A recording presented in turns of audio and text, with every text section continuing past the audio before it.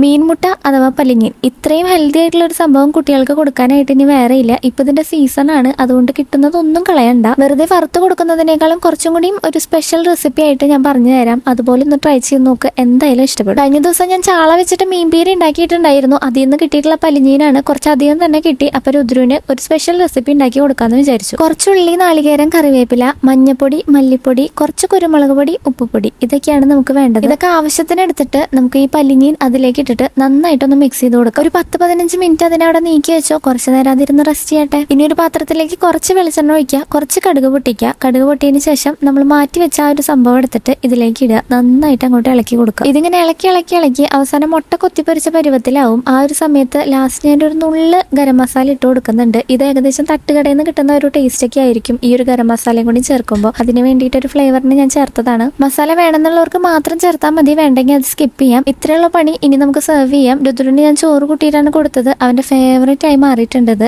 എന്തായാലും കുട്ടികൾക്ക് ഇതൊന്നും കൊടുക്കാനായിട്ട് എല്ലാവരും ട്രൈ ചെയ്ത് നോക്കുക. പല്ലിഞ്ഞീൻ അത്രയ്ക്ക് ഹെൽത്തി ആയിട്ടുള്ള ഒന്നാണ് അവർക്ക് കൊടുക്കാനായിട്ട്. അപ്പൊ അത്രയുള്ളൂ ഗൈസ്, ബൈ.